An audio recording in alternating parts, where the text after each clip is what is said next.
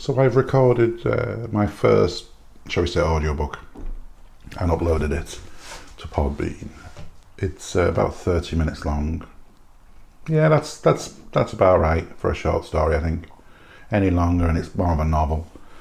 I've done quite a few short stories and books before, mainly for the kids, mainly for other people, and I sort of enjoy it. It's a lot of hard work. Because more often than not you mispronounce, or I don't know, the words sometimes don't flow and it can be a painful experience. I'm doing 30 minutes of H.G. Wells, The Star. I don't know if any of you are familiar with the story. It's quite it's not a nice story. I was going to say it's a nice story.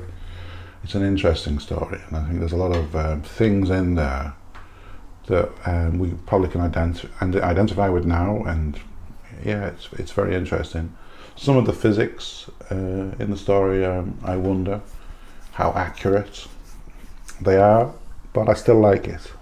Yeah, I think it's a nice story. Sorry, it's not a nice story. It's an interesting story. It's not nice. Nothing nice about it at all. Not when millions of people die. There's nothing nice about that, of course. But the story, in that context, it's very interesting. So I did that.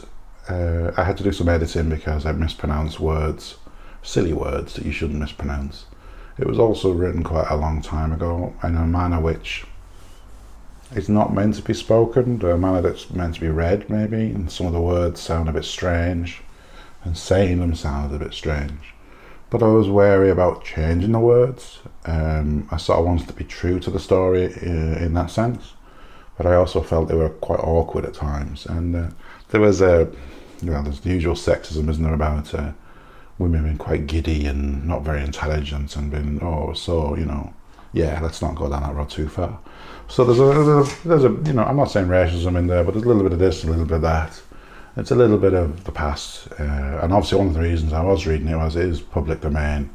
I don't want to be hit with some sort of lawsuit for millions of euro or anything like that. But it's a story that I read it. It was short, and a lot of powerful things, ideas in there.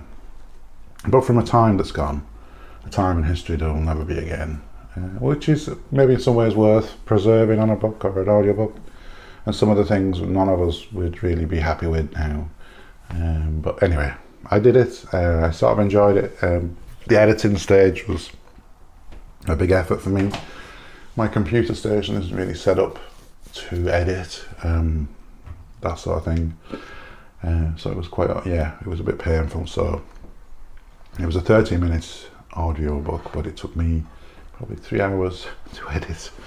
And you just realise how hard it can be to do something like that. But I'm probably going to do more when I get a chance. I've been looking through a few of the other public domain short stories. Edgar Allan Poe, there's a few of his now I'd like to get my teeth into. But again, some of the language, some of the words, it's a little bit painful to read. To speak. Reading is pretty straightforward. But it makes it a little bit harder, I think, to read, and a little bit longer in the editing side of things.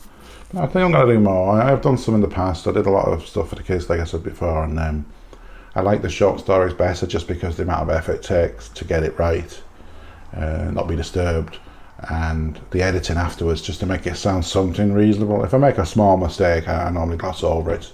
That's pretty much my MO. But if it's something more major, and some of the words, like if you get a sequence of really complicated words to say, that's hard.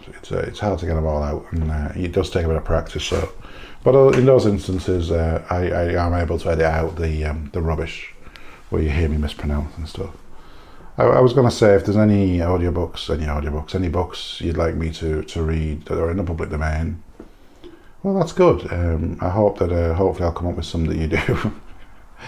I don't really do requests, most of them because they involve the F word and off, but yeah. So I hope you enjoy The Star by H.G. Wells, and I do apologise for some of the more odd sounding words that he used a long time ago.